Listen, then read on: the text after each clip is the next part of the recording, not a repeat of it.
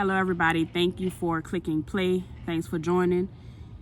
This is going to be a video on 3 things that I think we could have done differently in New Orleans as it relates to the coronavirus and its response, the response to the coronavirus.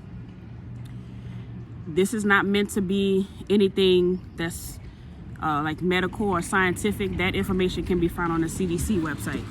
My video is merely my take from an emergency management standpoint. I am a formally trained emergency manager, and these are the things that we do. These are the things that we look forward to. Emergency managers belong on staff, public and private, because our job is to basically sit around and think of things that we can do in the event of worst case scenarios, or how to prevent some of those situations that we encounter. And those emergencies can include natural disasters, man-made disasters, epidemics, medical pandemics like we're dealing with now, terrorism, bioterrorism, and the list goes on. That's what emergency managers do. So let me just jump right into it. From what information that has been given out, the first person with a presumptive positive test in New Orleans was Monday, March 9th. That particular person had been in the hospital since Friday. They came in with symptoms, but because they did not meet the criteria to be considered a candidate, they were diagnosed with pneumonia. And that makes sense, because at that point, no one had any reason to believe that the coronavirus had made it to New Orleans. Even though we had just finished with Mardi Gras, we really had no reason to believe that it was here. But once that first person was diagnosed, it was easier for the second and third and fourth diagnosis to come. My first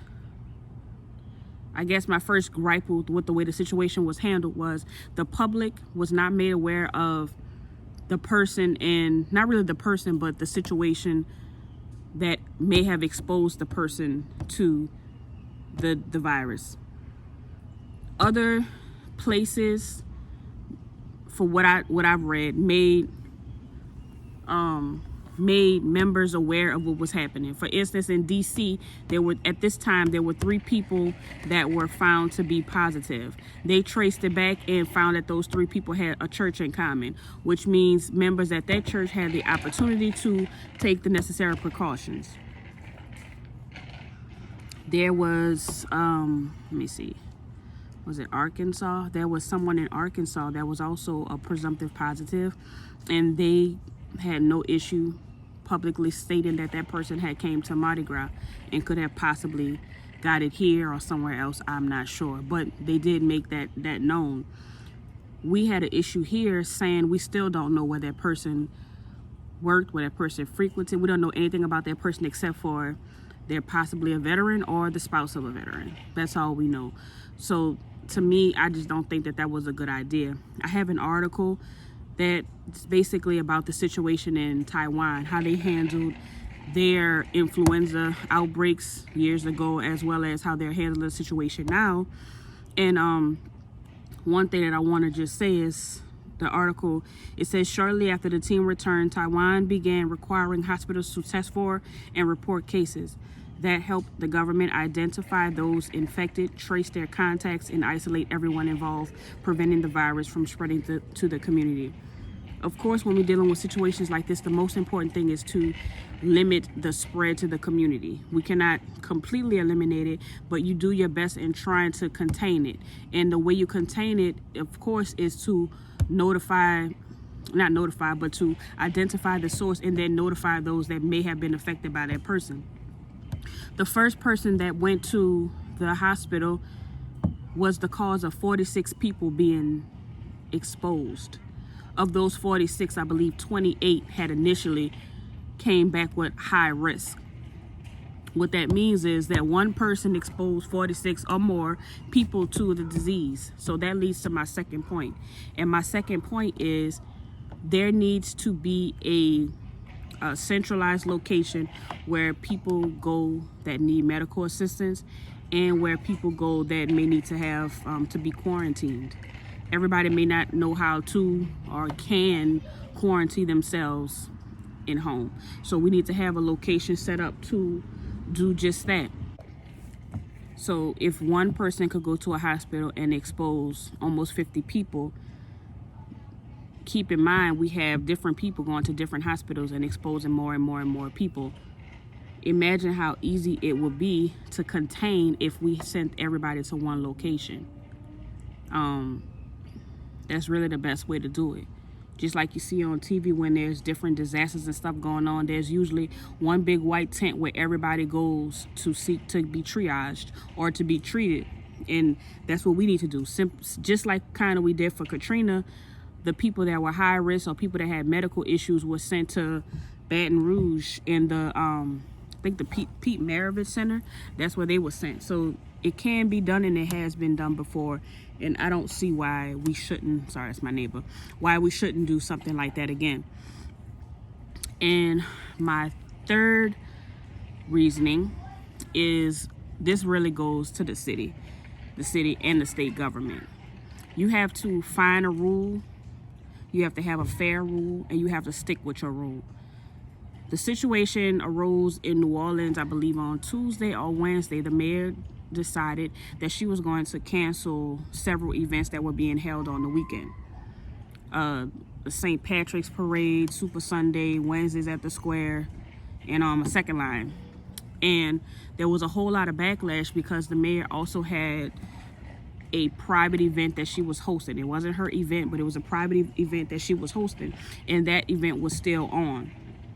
People had concern, and they had every right to have a concern because you have to lead by example. You have to be fair when it comes to situations like these, and you have to say, look, the event is going to be canceled. Even though this is not my event, I have suggested that this event cancel. Now it's up to the people actually putting on the event if they want to keep it or not. But as a mayor or as the governor, whoever is, dealing with the situation, they have to kind of be fair about the situation. Eventually that event was canceled, but just imagine how much better it would have been received if you canceled your event at the same time you canceled everyone else's event. That week it kind of went from there and it just kind of went down because it was a social media fight, and it looked bad. To me, it looked bad on the mayor because the mayor came back and she cleared it up by saying it's a public versus private event. And we all know when it comes to situations of safety, that public versus private does not matter. I can become infected with the coronavirus at a public event just as fast as I can become infected at a private event. We have to remember what's important and what's our number one priority. And if our number one priority is life and not money, we kind of have to make our decisions follow that. So you can't come and say, well, it's a private event, so I can't change that. That's not the answer that it should be. The answer should have been something like, my suggestion would be to cancel all events. You brought up the social distancing, but that should have went for every event, not just a public event.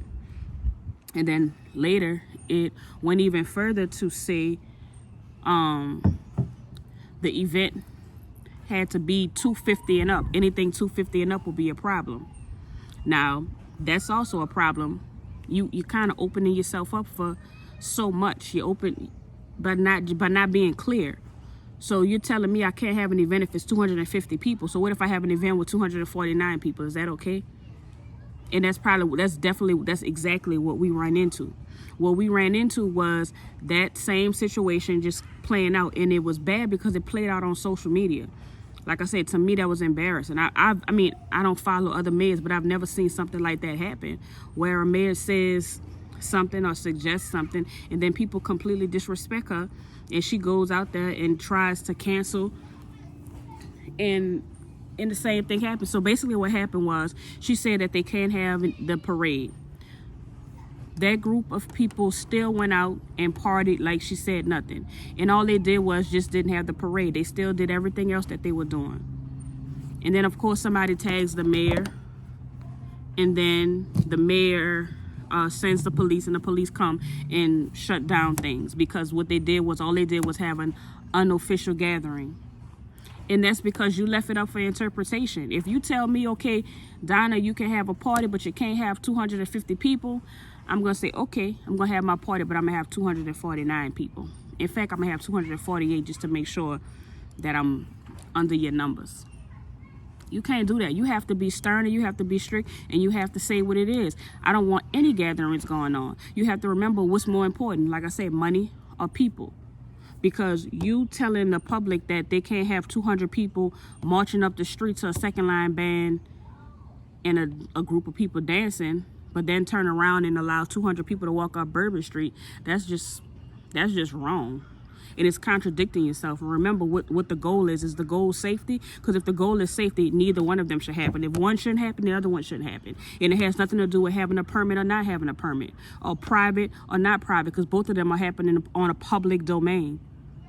So both of them should have been shunned, not just one. So to me, it just looked bad on the administration that you're going to run around playing a Facebook party location, a location party to shut people events down.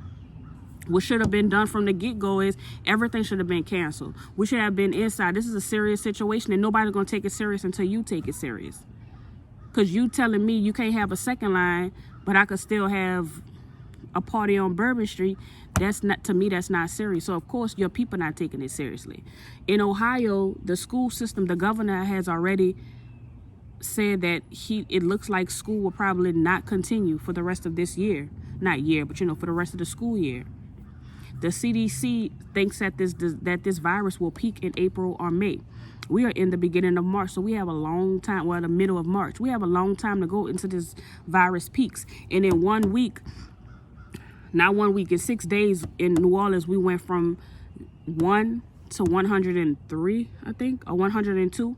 And that is going to grow exponentially because of those things that, not just because of the things that I just discussed, but it's gonna grow. And those things definitely can be attributed to basically what's going on. So just to make everything clear and just to say exactly what I said, the first thing, we need to have better information for the public. And I'm not talking about numbers, because we all know those numbers aren't exactly what those numbers are supposed to be, because we aren't including people that are high risk and that are quarantined. We're only counting the numbers of people that's tested and found to have the virus. So one, we need to get better information out to the public, let people know. I do want to commend the schools, because I have seen several emails where schools are sending out to the parents instances where they have had a child test positive, or they have a child that has been exposed. I even had one school that closed before the district closed, which I really do commend that, because this is a serious situation. They kept trying to make us believe that it would be elderly people that would be most affected and all this kind of stuff, but you can't take that chance. This is something new. So everything that's happening is new. So my number two, of course, is have a centralized location. Send everybody to one hospital if we can. We have UMC hospital, trauma hospital, a teaching hospital. What better thing to learn than to learn how to deal with something like the coronavirus? What doctor wouldn't want to put that on their resume? Especially a young doctor. That's something perfect to put on your resume. And then we'll have everybody going to one place instead of going to all these different hospitals, where we still have other people that are vulnerable that have to go. We still have people that have heart attacks, people getting shot. We still have pregnant women. We still have children getting treatments. We still have chemo. We still have Remicade. We still have so many things that are happening in these hospitals, and they have to do this in spite of what's going on. And we don't need that. Send everybody to one location. And third, your word needs to be your bond. Whatever your word is, that needs to be your word. If you don't want anything going on, then anything can't go on. And if you disobey, then you could be arrested. Just like you had a curfew for Hurricane Barry, same thing needs to happen. Not necessarily a curfew, but some restrictions have to be placed. I know a lot of businesses are probably going to be against it, because it's against their money. But what's more important? You making money? Well, I'm sure to them it is, but that shouldn't be what's important to the city. So really, that's all I have to say. If you have a comment, or if you have something to say, you agree, you disagree, something happened differently. And look, I'm getting a call from my daughter's school right now. So y'all have a good day. Stay safe. Thanks for watching. Like, subscribe, hit the notifications.